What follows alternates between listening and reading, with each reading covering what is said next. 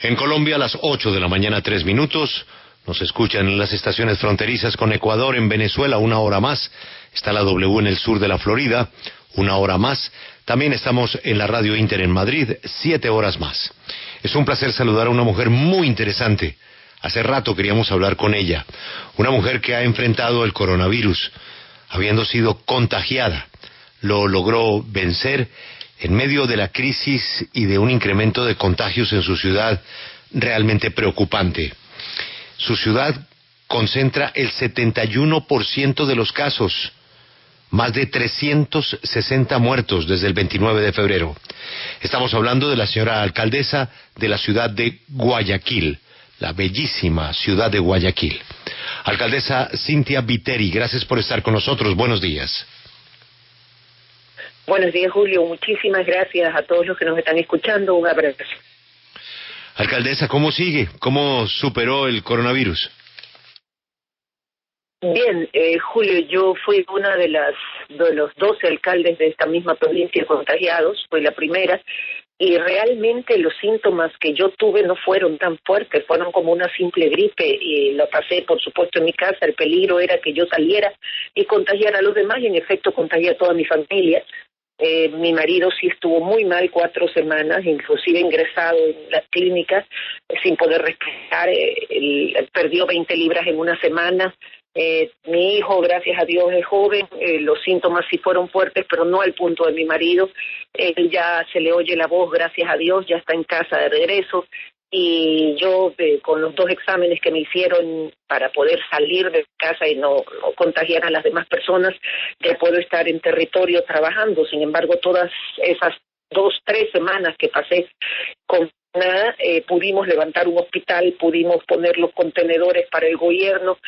Quiero aclarar que mis funciones como alcaldesa de esta ciudad son recoger que la ciudad esté limpia, es decir, la recolección de basura, los mercados, el transporte, y todo, y el agua potable y el alcantarillado. Todo eso siempre funcionó bien. Y quiero aclarar con algo adicional, que no recibimos los recursos del gobierno central desde el mes de enero, los recursos que por ley nos corresponden. Yo ya hablé con el ministro de Finanzas, nos depositó una cantidad muy pequeña hace una semana, el día de hoy se ha comprometido en depositarnos otra cantidad muy pequeña y con eso no completamos ni el mes de febrero, pero aún así yo he puesto 15 millones de dólares al servicio de la colaboración del gobierno, que es el responsable en salud de todo el sistema sanitario, el responsable de la red, de poder levantar los muertos, de poderles dar cristiana sepultura. Este dinero lo he puesto en personal, en levantar un hospital, en poner contenedores para que el gobierno pueda trasladar los cuerpos de las personas que han muerto en las casas, en la construcción de 2 cementerios, en comida para 700,000 kits de alimentos repartidos, en insumos para darle a los médicos de los hospitales del gobierno trajes de bioseguridad, dar tablets a los enfermos para que puedan comunicarse con sus parientes, sobre todo los graves que no podían ver de regreso a sus parientes. Suspendí el cobro de agua en los sectores más pobres de la ciudad de Guayaquil y pues instalé telemedicina, fumigaciones y lavado de calles con Hércules, fumigación intra y extra domiciliaria, cabinas de ozono para entrar a mercados, y de esta manera también contraté médicos, que no es responsabilidad nuestra, le repito, la sanidad es un asunto del gobierno. Contraté médicos y empezamos a dividir la ciudad y a ir con atención primaria para detectar los casos de COVID, poderlos atender antes de que sus pulmones se cierren y evitar que mueran o seguir contagiando al resto de su familia. Señora alcaldesa, Guayaquil ha sufrido como ninguna otra ciudad de América Latina. Usted dijo una frase estremecedora: no hay espacio ni para vivos ni para muertos. El 71% de los casos se concentran en su ciudad. ¿Qué explicación hasta ahora se puede dar de que Guayaquil haya sufrido de esta manera? Porque Guayaquil fue el centro o el epicentro de una bomba. Cuando un país es atacado y una de las ciudades es atacada principalmente con una bomba y las ondas expansivas van al resto de ciudades, entonces la ciudad más afectada es la que recibió la bomba. ¿Y cuál fue la bomba? Nosotros recibimos al paciente cero.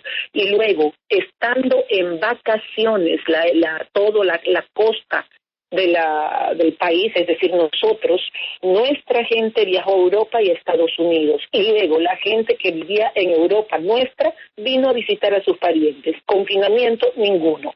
Todo el mundo empezó a salir, a ir a fiestas, a reuniones familiares, y el virus se propagó como que le hubiera sacado el seguro una granada, y ya no había vuelta atrás. No había vuelta atrás. La ciudad concentra la mayor cantidad de casos de contagio y la mayor cantidad de muertes. Y esto se suma a un sistema sanitario que no estaba preparado en condiciones normales para enfrentar enfermedades normales. Ahora peor para enfrentar una pandemia que ha asolado al mundo. Mi ciudad es víctima de un enemigo mudo, un enemigo mundial, está herida y cada día caen sus hijos en las calles, en plazas y avenidas, en los hospitales y en sus hogares.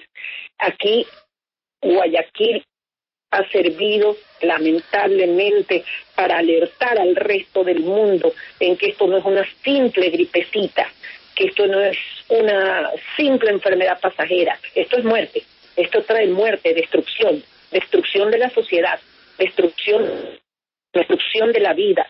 Gracias a Dios nosotros implementamos otro programa que se llama, no importa el nombre, pero es recibir una vida en épocas de pandemia. Yo estoy pagando aparte a hospitales para que nuestras mujeres puedan dar a luz, porque aquí tampoco hay sitio, y a eso me refería, ni sitio para vivos, ni sitio para muertos. Murieron en un solo mes 100 personas por no tener un sitio donde hacerse diálisis. También he contratado una clínica privada de diálisis para un grupo de personas de escasos recursos para poderles salvar la vida. Este es un trabajo diario, una pelea diaria contra la muerte. Es como un ángel de la muerte que tocara la puerta de todos los hogares o de la mayoría de los hogares de la ciudad de Guayaquil. Espero que la curva empiece a bajar y que los esfuerzos de sus hijos por sobrevivir y por resistir den resultados. El presidente Lenín Moreno pidió transparencia en el registro de víctimas. ¿Usted cree que sigue existiendo un subregistro de víctimas y una desinformación grande en el tema de datos de los fallecidos y de los contagiados, sobre todo en Guayaquil? Julio, absolutamente. Y le digo por qué. Porque el sistema, para poder decir cuántos contagiados hay que hacer pruebas.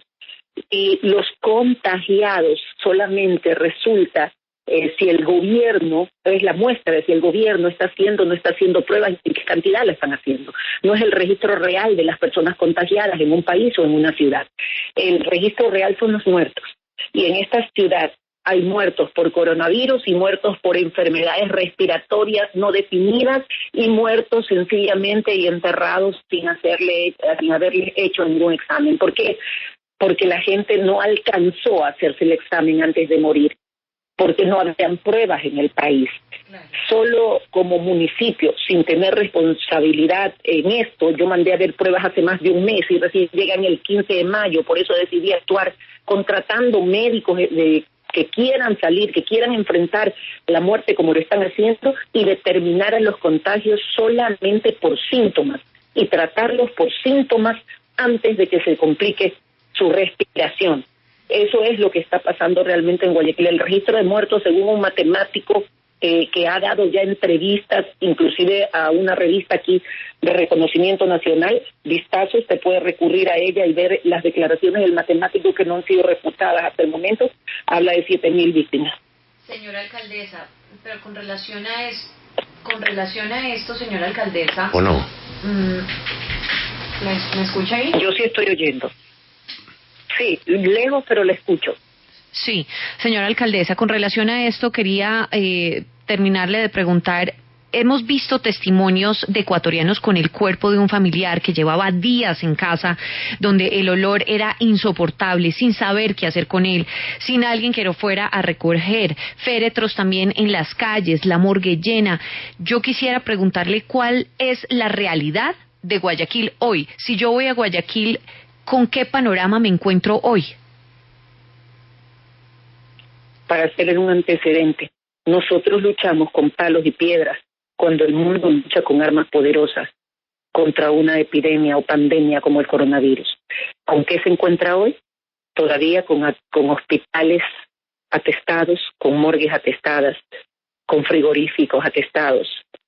Se encuentra con, sobre todo, y eso es lo más importante, con la voluntad de un pueblo que ya salió de epidemias en 1842, de incendios y de piratas, que va a volver a ponerse de pie.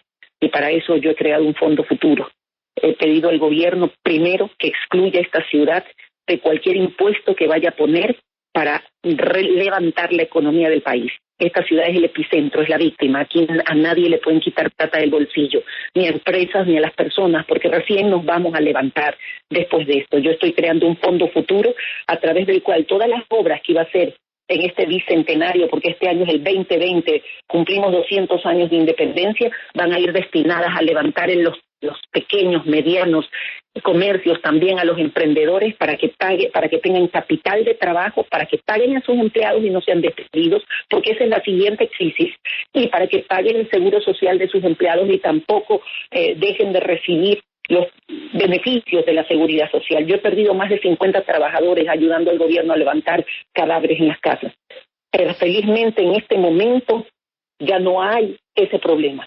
Es duro decirlo, pero están al día en la recolección de cadáveres dentro de las casas y las calles y las avenidas. Ahora en los hospitales los están trasladando a los contenedores y luego a darles cristianos sepultura. Esa página negra de la historia que ha quedado grabada en la retina del mundo ya no la estamos viviendo en este momento en Guayaquil.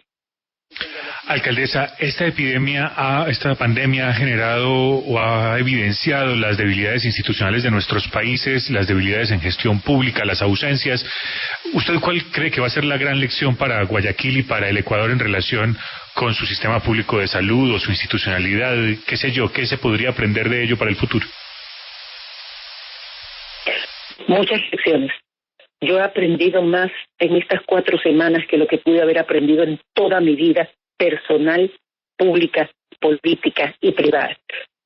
Sé que cuando viene una ola como esta de muerte y destrucción en lo económico, en lo social y en las vidas principalmente de la gente, cada ciudad tiene que saber que debe contar con sus propios recursos y no esperar que los gobiernos centrales hagan el trabajo que deben hacer por obligación y por ley.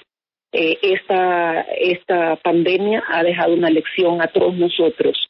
Aquí el sistema de salud pública no es el adecuado ni en tiempos de paz, peor en tiempos de guerra como el que estamos viviendo ahora. He aprendido que las decisiones se toman día a día, minuto a minuto, para salvar una vida. He aprendido a alejarme de los temas relacionados con la política principalmente. ¿Por qué? Porque muchos tratan en medio de la tragedia de husmear entre los muertos. Y eso da asco. Señora alcaldesa, por esta última frase quisiera hacerle una última pregunta.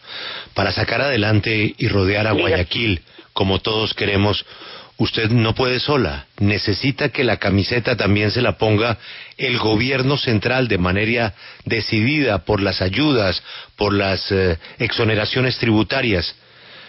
¿Cómo está su relación con el presidente Lenín Moreno para que le ayude en este rescate? Yo hablé con el presidente Lenín Moreno hace 4 días, más o menos aproximadamente 4 o 5 días. Créeme que en esta tragedia no se sabe ni qué día estás viviendo, ni si es fin de semana, ni nada.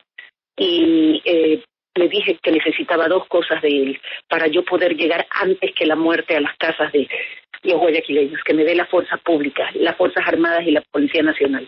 De esa manera, con los escasos recursos, porque repito, todavía no tenemos los recursos de febrero, marzo y abril que nos tiene que depositar por ley el gobierno, yo contratar médicos, enfermeras, que de hecho lo hice, fumigaciones, medicinas, levantar hospitales, levantar centros con oxigenoterapia para poder llegar antes que la muerte a los habitantes de Guayaquil. La que toca la puerta de las casas ahora soy yo, con médicos, para que los atiendan ahí, y no solamente el coronavirus, sino de todas las demás enfermedades que no han dejado de existir en esta época de pandemia.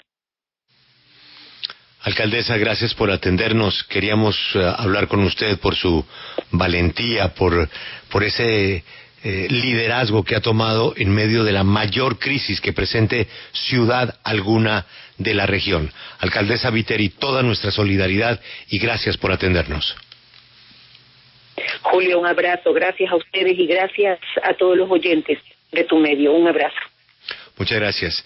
Es absolutamente, Juan Pablo, dramático ver cualquier video de la ciudad de Guayaquil. Es lamentable. No. Es lamentable, videos, imágenes, testimonios, las cifras que son escandalosas, no más las cifras de personas que murieron sin siquiera haber podido acudir a un centro hospitalario. Encontraron ya los cuerpos sin vida en las casas. Es una cosa realmente dolorosa. En los carros, Juan Pablo, en los carros tratando de llevarlos a un hospital, no tenían oxígeno. No, los testimonios son realmente desgarradores. ¿Qué teléfono?